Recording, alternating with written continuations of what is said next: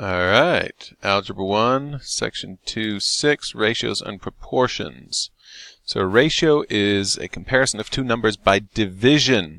So you can see a ratio like A to B with a colon, or just the words A to B, or we'll usually see it as a fraction. Now remember, a fraction is a division. So a proportion is an equation that states two ratios are equal. Okay, so here we have 12 over 18 and 4 over 6. Each of these simplify down to 2/3. Okay, I can divide each of these by 6. I get 2 over 3. And I can divide 4 and 2 each by 2. I get 2/3. So these are equal. So we call this a proportion. If I want to determine whether a pair of ratios, whether they're equivalent ratios, whether it forms a proportion, I can simplify each of these. So 6 and 10 can be simplified. We divide this each by 2. Divide this by 2. We get 3 over 5. Are those equivalent? 3/5 and 2/5? No. This does not form a proportion. What about these? I can simplify here by 5, and we get 1 over 4. Simplify over here, divide by 8, and we get 1 over 4. So these two are equivalent. They form a proportion. Right, that's ratios and rates, solving proportions. Remember, to get rid of a fraction, we multiply by the denominator. If I'm solving for t, I want to get rid of this denominator. Multiply by 9 on each side. Now that cancels out the 9 here. If I want to get rid of this fraction, I can multiply by 6 on each side. Times 6. That cancels out this 6. And then what I'm left with is 6t is equal to 5 times 9. Okay, notice here, this 6 went over to the t, and the 9 went over to the 5. Okay, because the 6 moves up here and the 9 moves up there, this is often called cross-multiplying. So you can solve a proportion by cross-multiplying. Now I'd still have to do another step here. I'd have to divide by 6. 5 times 9. 6t is equal to 45. And then divide by 6 on each side. t is equal to 7.5. Alright, now again here we have the variable in the denominator. I can multiply by x on each side. That brings the x up here. Then I multiply by 18 on each side. Then I get 20x is equal to 18 times 75. Next step is divide by 20 on each side.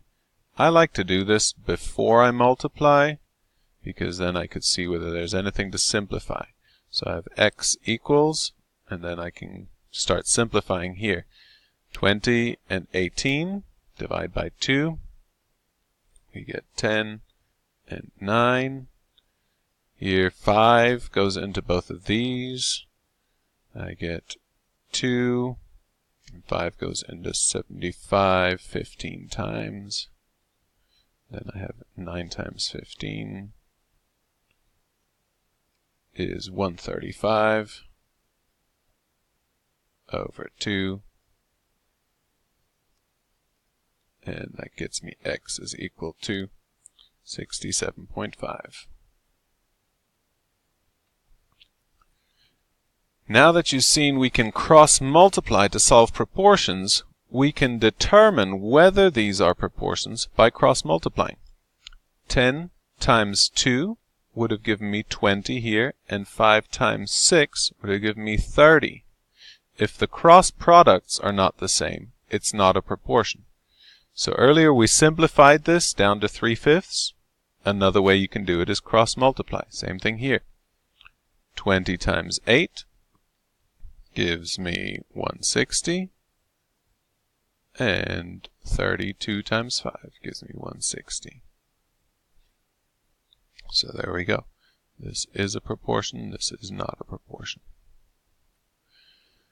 Sometimes your proportion looks a little more interesting like this, then we'll have to again cross multiply. That means we take the 5, bring it over here, take the 7, bring it over there. Now careful, remember, when you have an expression like this, you have to multiply every term. That means we're going to have parentheses and then going to use distributive property.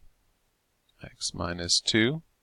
Now we'll have 7x plus 28 is equal to 5x minus 10.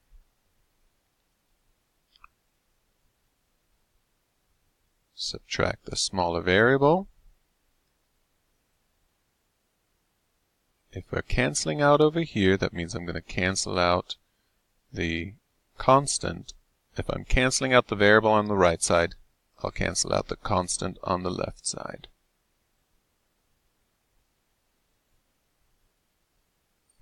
Then we get 2x is equal to negative 38. Divide by 2 on each side, and x is equal to negative 19. A rate.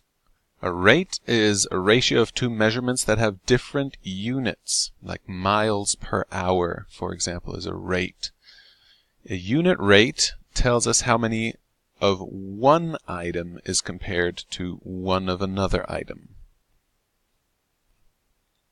So the price of apple juice is 72 cents for 16 ounces. What is the unit rate? That means I'm going to have to turn this 16 into 1. Okay, so my rate here is 0.72 for 16. I need to turn that into something over 1. So we cross multiply, we get 1 times 0.72 is equal to 16x. Divide by 16 on each side.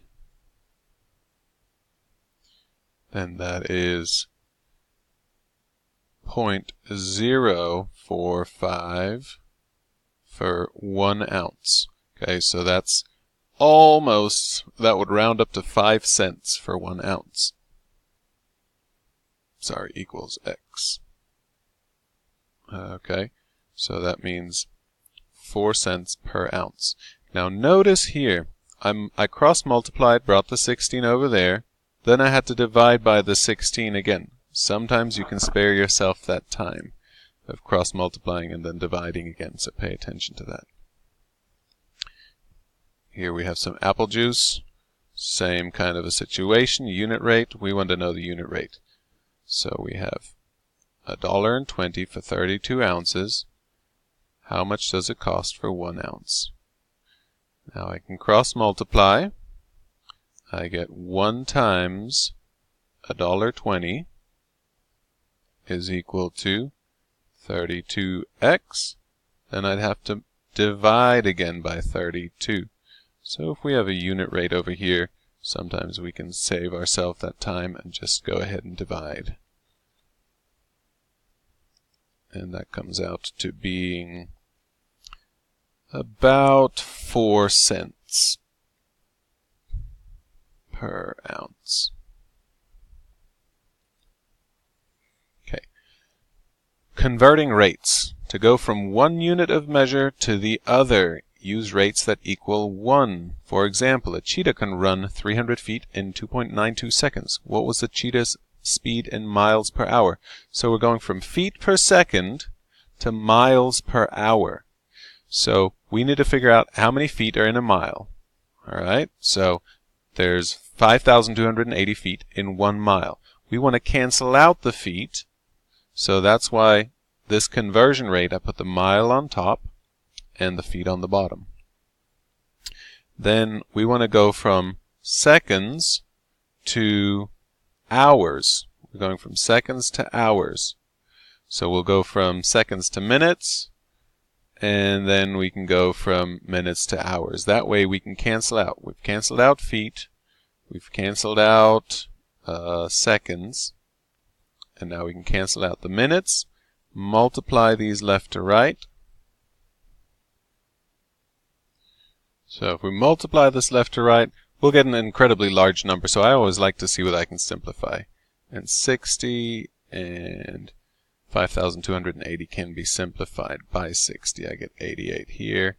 I could keep simplifying by 2s, by 4s, but we'll just go with this. So 300 times 60 is 18,000. And that is now in miles. And then down here we have 2.92 times 88. And that is 256.96. Now that's still not in miles per hour. We want a unit rate, so we're going to divide the 18,000 by the 256.96.